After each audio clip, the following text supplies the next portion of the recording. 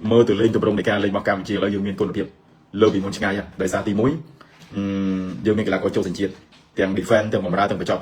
tỷ pí cùng vật của cổ chi có đọc xăm nhăn trang đi và đây là con mình xây chỉ bắt đầu từ lơ thì là có đội khu môn bốn này con mơ từ lơ tê của sau con mơ từ lơ chạy cái tê hơi còn trên mơ thì là có nó đẩy lên tới bị xong sau này không sao được thiệp chạy đây đối tu giang con đó đâu mà nhưng chẳng con prai con cài tập pi này thì con cài tập pi này thì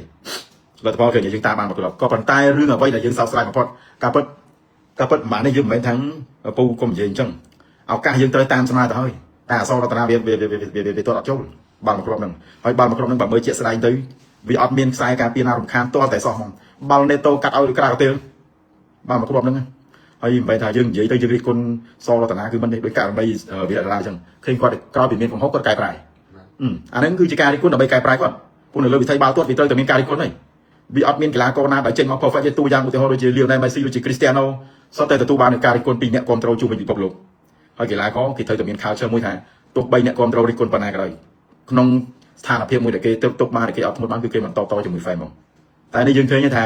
ក្នុងករណីដូចសរតនាមិនចឹងបាល់វាស្អាតពេកជានាទីទី60អូយនេតូកាត់ឲ្យនឹងវាអស់ហើយបាល់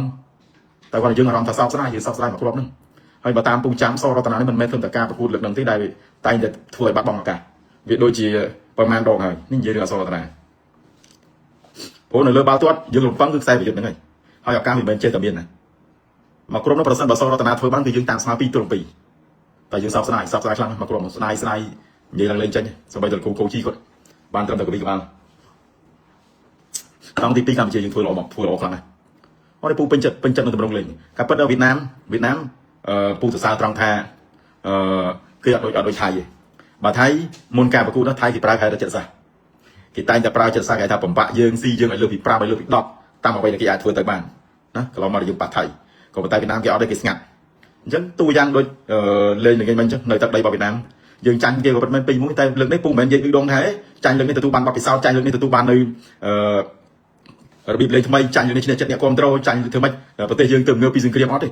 លើកនេះគឺពូនិយាយដោយការមើលឃើញហ្មងការលេងប្រព័ន្ធលេងគឺមានការកែប្រែច្រើនជាពិសេសគឺការចែកបាល់ហ្មងការចែកបាល់បើយើងមានភាពរស់រវើកហើយយើងទៅមានទំនុកចិត្តលើគ្នាយើងហ៊ានលេងញ៉ាំអ្វីដែលពូសប្បាយចិត្តគឺលេងល្អបំផុត